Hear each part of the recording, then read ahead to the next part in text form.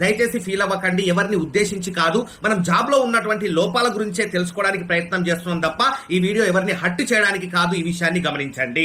అలాగే ఈ వీడియోలో నేను చెప్తున్నంత కరెక్ట్ అని మీకు అనిపిస్తే, ఈ జాబ్ లో మీరు పడుతున్నటువంటి కష్టాల నుంచి బయటపడాలనుకుంటే ఒకటే ఒక సొల్యూషన్. ఈ వీడియోలో అప్పుడప్పుడు ఇక్కడ క్లిక్ హియర్ అని డిస్ప్లే అవుతుంది, అక్కడ క్లిక్ చేయండి. మీకు ఒక ఫామ్ ఓపెన్ అవుతుంది, దాన్ని ఫిల్అప్ చేయండి, సబ్మిట్ కొట్టండి. మీ డీటెయిల్స్ అన్ని మా దగ్గరకు వస్తాయి. Live post mortem of life అనే ఒక ప్రోగ్రామ్ ని మేము ఫ్రీగా కండక్ట్ చేస్తున్నాం. ఆ ప్రోగ్రామ్ ఎప్పుడు ఉంటుందో మీకు మీ మొబైల్ నంబర్ కి మేము డీటెయిల్స్ పంపించడం జరుగుతుంది. ఆ ప్రోగ్రామ్ అటెండ్ అవ్వండి. కంప్లీట్ గా మీరు జాబ్ లో పడుతున్నటువంటి కష్టాల నుంచి బయటపడి మీ జీవితాన్ని కంప్లీట్ గా మార్చుకోవడానికి ఇది ఒక సువర్ణ అవకాశం. మిస్ చేసుకోకండి. మిస్ చేసుకుంటే మీ అంత దురదృష్టవంతులు ఇంకొకరు లేరు. అలాంటి ప్రోగ్రామ్ ఈ ప్రపంచంలో ఇప్పటిదాకా ఎవరు కండక్ట్ చేయలేరు. అది కూడా ఫ్రీగా దొరుకుతుంది కాబట్టి వదులుకోకండి.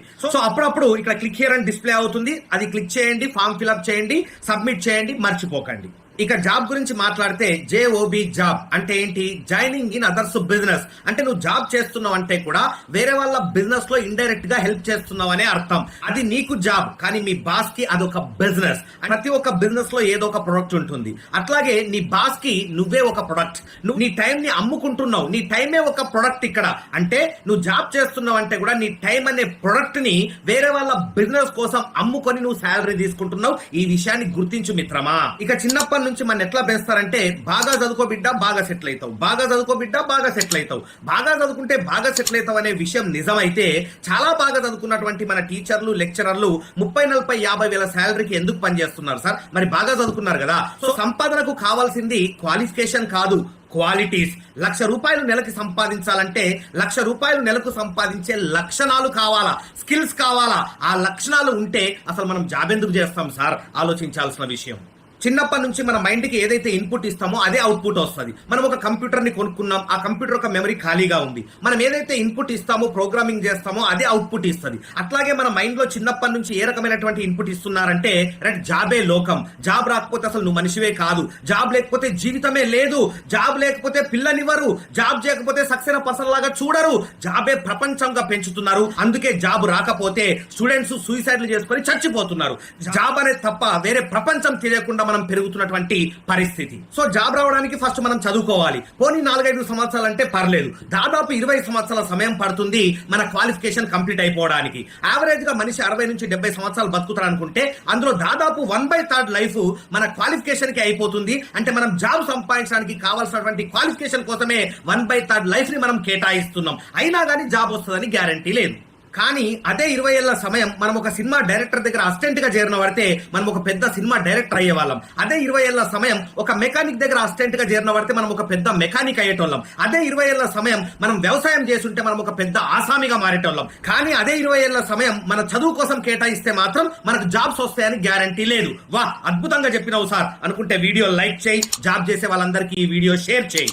సో అసలు టెన్షన్ అంతా చదువు అయిపోయిన తర్వాతనే స్టార్ట్ అవుతుంది. జాబ్ వస్తుందో రాదో అని బాధ, జాబ్ వస్తే శాలరీ సరిపోవట్లేదని బాధ, ప్రమోషన్ వస్తే వర్క్ ప్రెషర్ ఎక్కువైతుందని చెప్పేసి బాధ, సండే ఎప్పుడు వస్తుందో అని బాధ, మండే తెల్లారిందంటే మళ్ళీ జాబ్కి వెళ్ళాలా అని బాధ. ఇలా తప్పనిసరి తద్దినంలా పనిచేస్తూ సచ్చినోడి పెళ్లికే వచ్చిందే కట్నం అంటూ శాలరీస్ తీసుకుంటూ బతుకుతున్నాం.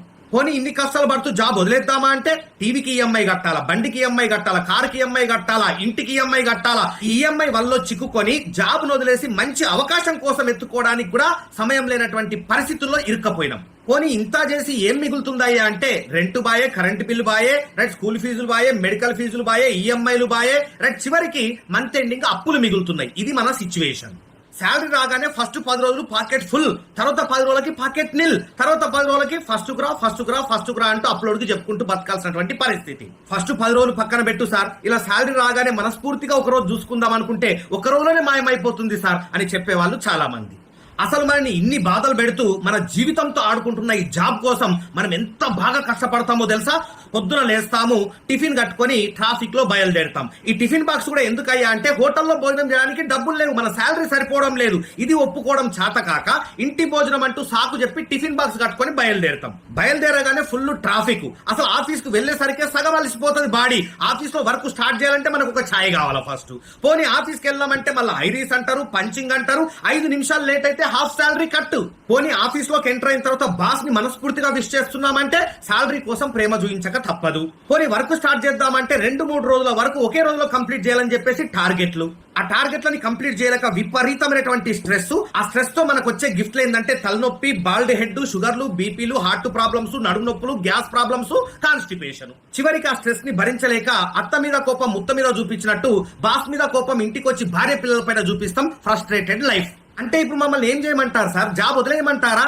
తమ్ముడు, నీకు విషయం చెప్పన్నా, నువ్వు వదిలేద్దామన్నా వదిలేయలేవు. ఎందుకంటే ఇరుక్కుపోయావు.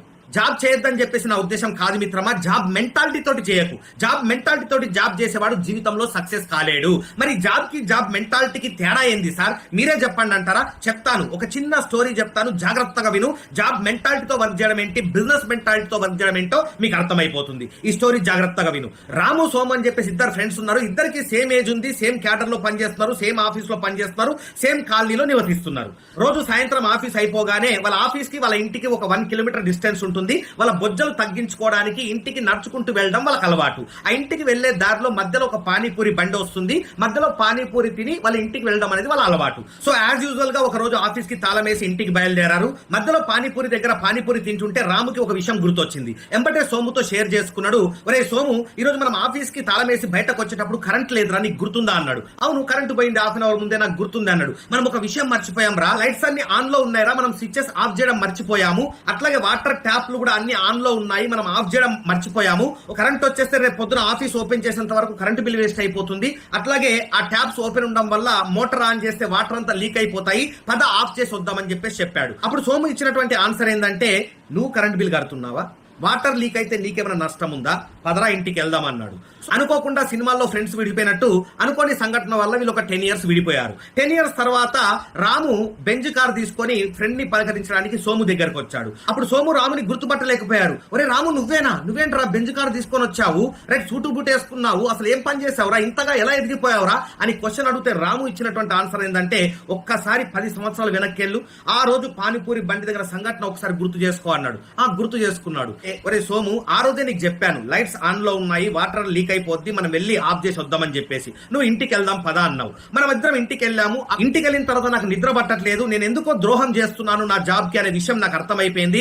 ఎంబటే నేను మళ్ళీ ఆఫీస్ కు బయలుదేరాను, లాక్ ఓపెన్ చేశాను, స్విచెస్ ఆఫ్ చేశాను, వాటర్ ట్యాప్ కూడా ఆఫ్ చేశాను, వచ్చి మళ్ళీ ఇంట్లో ప్రశాంతంగా నిద్ర పట్టింది, పడుకోగలిగాను. ఇదే ఈ రోజు నేను ఇంత సక్సెస్ కావడానికి కారణం అని చెప్పాడు. అప్పుడు సోముకి ఏం అర్థం కాలేదు. ఇందులో నువ్వు సక్సెస్ కావడానికి రీజన్ ఏందిరా అన్నాడు. రాము ఇచ్చిన ఆన్సర్ ఏంటంటే, ఒరే సోము, నువ్వు ఆ రోజు కూడా జాబ్ మెంటాలిటీతో పనిచేశావు, అందుకే ఈ రోజు వరకు నువ్వు జాబ్ చేస్తూనే ఉన్నావు. ఆ రోజు కూడా నేను బిజినెస్ ఓనర్ మెంటాలిటీతో పనిచేశాను, అందుకే ఈ రోజు ఒక పెద్ద బిజినెస్ కి ఓనర్ అవ్వగలిగాను అని సమాధానం ఇచ్చాడు. చూడండి మై డియర్ ఫ్రెండ్స్, ఈ కథ నుంచి మీరు తెలుసుకోవాల్సినటువంటి విషయం ఏంటంటే, జాబ్ చేయండి తప్పులేదు, కానీ జాబ్ మెంటాలిటీతో చేయకండి, ఎప్పటికీ ఎదగలేరు. జాబ్ చేసేటప్పుడు కూడా ఒక ఓనర్ మెంటాలిటీతో పనిచేయండి, ఒక కసిగా పనిచేయండి. ఆ జాబ్ నుంచి తొందరగా బయటకు రావాలి, నా జీవితాన్ని మార్చుకోవాలనే ఉద్దేశంతో పనిచేయండి. నీ జీవితాన్ని ఆ దేవుడుగా మార్చలేదు. వావ్, అద్భుతంగా చెప్పినావు సార్ అంటే ఈ వీడియోని లైక్ చేయి, జాబ్ చేసే వాళ్ళందరికీ ఈ వీడియో షేర్ చేయి. సో మై డియర్ ఫ్రెండ్స్, మన తాత 60 సంవత్సరాలు జాబ్ చేయాలా, మన నాన్న 60 సంవత్సరాలు జాబ్ చేయాలా, మనము 60 సంవత్సరాలు జాబ్ చేయాలా, మన పిల్లలు కూడా 60 సంవత్సరాలు జాబ్ చేయాలా. తరతరాలు మన వంశం మొత్తం ఒకటి కింద జాబ్ చేయడానికే భూమి మీద పుట్టినమా? మార్చుకోవద్దా మన వంశ చరిత్ర? అందుకే ఈ జాబ్ మెంటాలిటీని మానేయండి. మీరు కూడా ఒక బిజినెస్ ఓనర్ మెంటాలిటీతో వర్క్ చేయండి. తప్పకుండా మీరు కూడా ఒక రోజు ఒక బిజినెస్ కి ఓనర్ గా మారతారనడంలో ఎలాంటి సందేహం లేదు.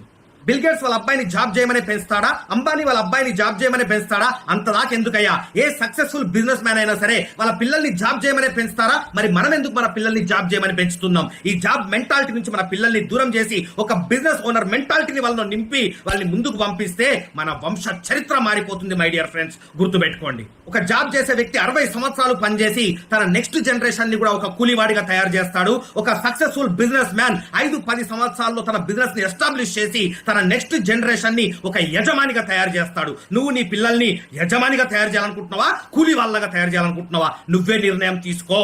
60 సంవత్సరాల వరకు అంత కష్టపడి జాబ్ లో ఏం సాధిస్తున్నామయ్యా అంటే, వీకెండ్ లో వెళ్లే సినిమాని కాంప్రమైజ్ అయ్యి, మంత్లీ ఒకసారి వెళ్లే హోటల్ ఫుడ్ ని కాంప్రమైజ్ అయ్యి, అప్పుడప్పుడు తినాలనిపించే ఐస్ క్రీమ్ ని కాంప్రమైజ్ అయ్యి, సంవత్సరానికి ఒకసారి వెళ్లే సరదా ట్రిప్స్ ని కాంప్రమైజ్ అయ్యి సేవ్ చేస్తే చివరికి మనం సాధించేది ఒక చిన్న కారు, ఊర్లో లేదా మండల్ లెవెల్లో ఒక చిన్న ఇల్లు, మన పిల్లలకు ఎడ్యుకేషన్ ఇప్పించగలిగితే చాలు. అంతకుమించి జాబ్ చేసే వ్యక్తి ఏం సాధించలేకపోతున్నాడు? కారణం ఏంటంటే, ఈ ప్రైవేట్ జాబ్స్ లో ప్రతి సంవత్సరం శాలరీ హైక్ ఉండట్లేదు. ఈ పోనీ ఒక 5% హైక్ ఇచ్చినా గానీ ఇన్ఫ్లేషన్ రేట్ కూడా 5-6% ఉండడం వల్ల ఎక్కడ వేసిన గొంగడి అక్కడే ఉండిపోతుంది. చివరికి జాబ్ చేసి ఏం సాధిస్తున్నామయ్యా అంటే బతుకుతున్నాం అంతే. లగ్జరీగా బతకట్లేదు, మన కోరికలన్నింటినీ చంపుకొని జీవోత్సవంలో బతుకుతున్నాం. బతకడానికే ఈ జాబ్ చేయాల్సినటువంటి పరిస్థితుల్లో మనం బతుకుతున్నాం. అసలు ఒక జాబ్ చేసే వ్యక్తి జీవితాంతం కష్టపడి ఎంత సంపాదించగలుగుతున్నాడో ఎప్పుడైనా క్యాల్కులేషన్ చేశారా? ఒక 50,000 రూపాయలు నెలకి శాలరీ ఉన్న వ్యక్తినే ఎగ్జాంపుల్ గా తీసుకుందాం. ఈ రోజుల్లో 25 నుంచి 30,000 రూపాయలు నెలకు ఖర్చులే ఉన్నాయి. మినిమం 30,000 రూపాయలు నెలకి ఖర్చులు పెట్టట్లేదు అంటే అతను అన్ని విషయాల్లో కాంప్రమైజ్ అయ్యి బతుకుతున్నాడు అని చెప్పేసి అర్థం, సరిగ్గా బతకట్లేదని చెప్పేసి అర్థం. ఒక మినిమం మిడిల్ క్లాస్ లైఫ్ బతకాలన్నా నెలకు మినిమం 30,000 రూపాయల ఖర్చు ఉంది. సో 50,000 శాలరీ ఉన్న వ్యక్తి 30,000 ఖర్చులు పోను నెలకు 20,000 రూపాయలు సేవ్ చేయగలుగుతాడు. సంవత్సరానికి 12 నెలలు అంటే 2.4 lakhs, దాదాపుగా 2.5 లక్షలు తీసుకోండి సంవత్సరానికి సేవింగ్స్.